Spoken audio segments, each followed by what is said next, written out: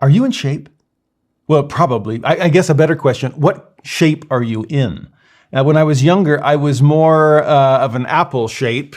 Now I'm more of a pear shape. Okay, the weight seems to be descending a bit. What used to be in my chest is now in my belly, unfortunately. And so, yeah, I'm still in shape, just a different one. I remember once doing, this was horrible. They should never do this. Our health insurance people came to visit a bunch of seminary teachers years and years ago, and was doing these health tests to kind of get us into, well, to try to motivate us to get into shape. They're probably thinking, man, all these sedentary scriptorians aren't getting out enough to get any exercise, and we're paying all this money on health insurance claims. And so they had us do push-up tests. They had us do sit-up tests. It was a bit embarrassing. This nurse did like my push-ups. She said both of them were really, really good. No, I did more than 2. When it came to sit-ups, because she gave us like a minute to see how many push-ups we could do. Then it was time for sit-ups, and I just said, so how many I can do in a minute? And she kind of laughed and said, no, just how many you can do at all. Man, it was demoralizing. I'm like, really? Am I that far out of shape? Well, sometimes it's obvious that, yes, that's the case. With that in mind, I sometimes have consoled myself by saying, well, you should see my spirit, though. It looks like it's on steroids. I mean, I can flex some muscles scripturally with the best of them. So don't look at my flabby arms, okay?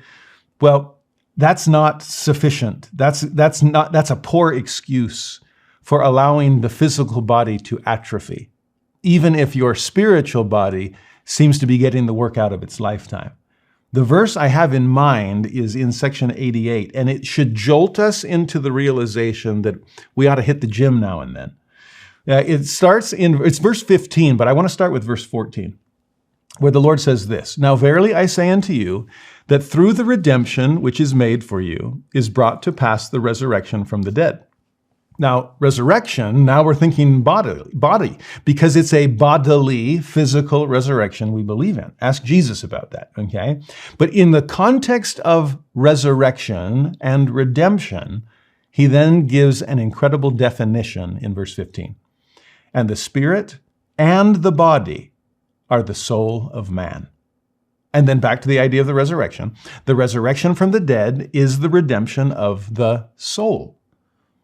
So when we think of the soul and the Lord's redemption for the soul, the resurrection of the soul, it has to be as physical as it is spiritual, because the body is as much a part of the soul as the spirit is. There's our definition. What is the soul? It is the body and the spirit connected. And through the resurrection, they will be forever connected. We'll see later in section 93, if they're disconnected, then there is no fullness of joy. Interesting. Your spirit is not trapped by your body.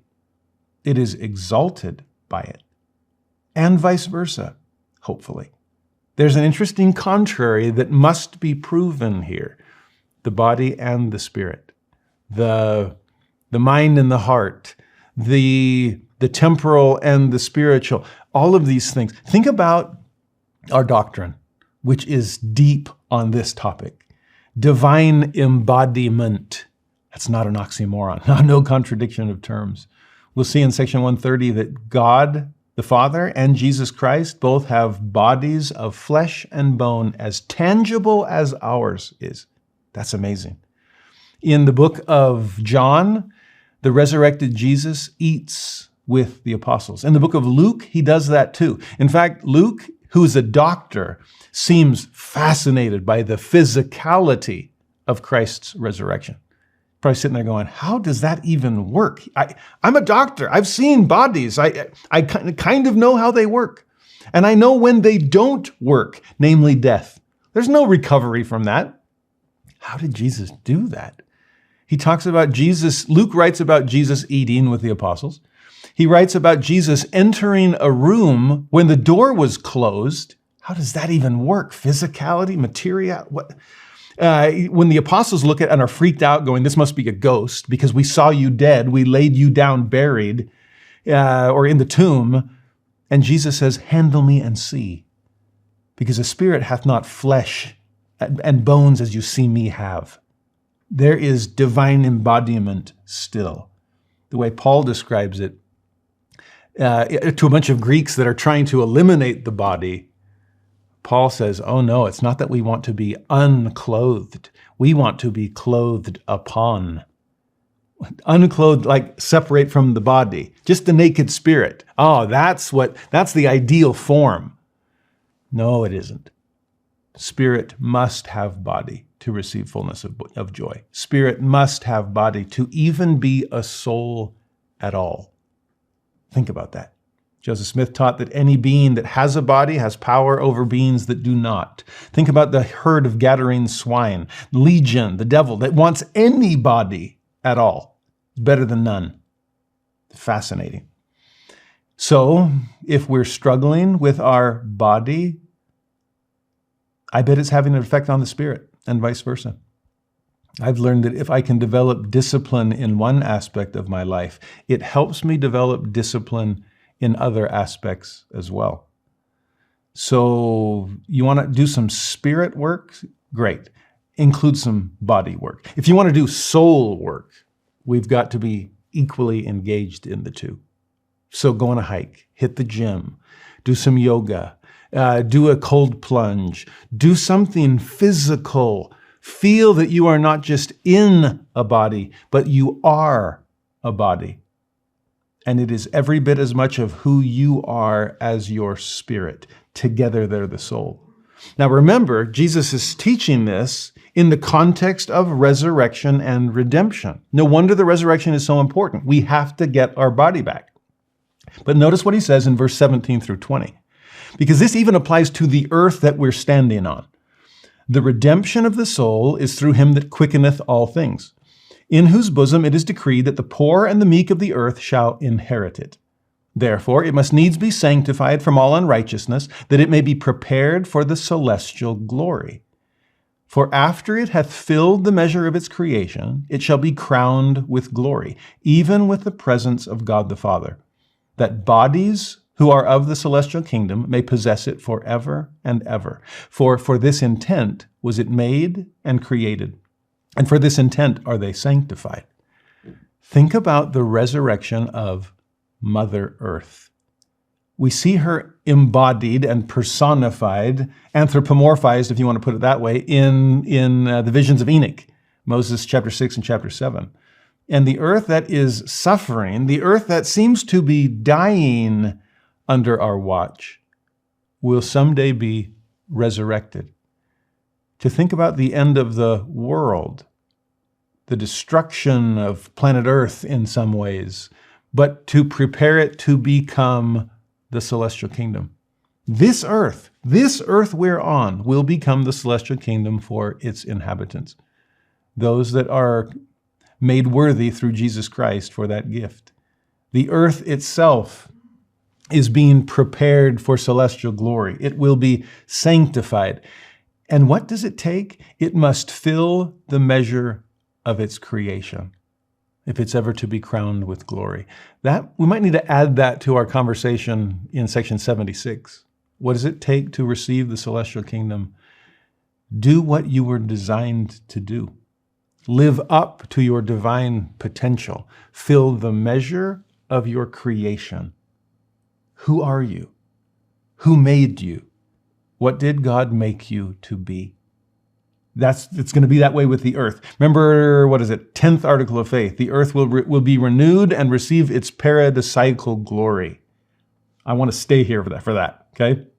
Because if you look at verse 28 through 31, they who are of a celestial spirit shall receive the same body, which was a natural body.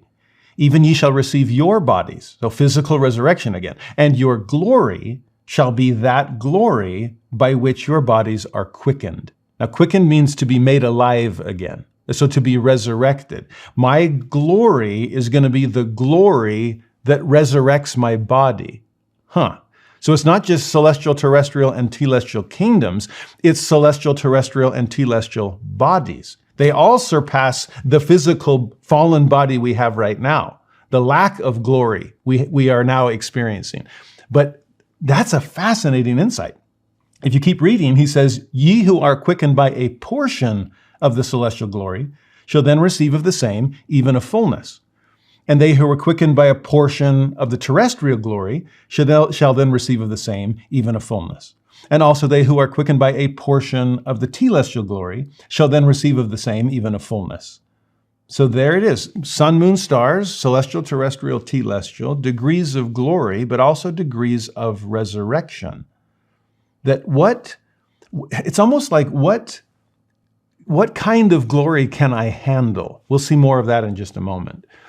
And if it's only telestial glory I can handle, then my body will be raised to that level in the resurrection, that level of glory. If I can handle terrestrial glory, my body will grow into a terrestrial fullness. And if I can handle the celestial glory, if I can handle a portion of that to resurrect me and allow me to grow and progress until I receive a fullness of that glory. This is amazing. This isn't just kingdoms of heaven. This is kingdoms on earth in terms of a body that we get to possess and be a part of. And I know this is deep. I hope I've explained it in a way that at least sort of makes sense.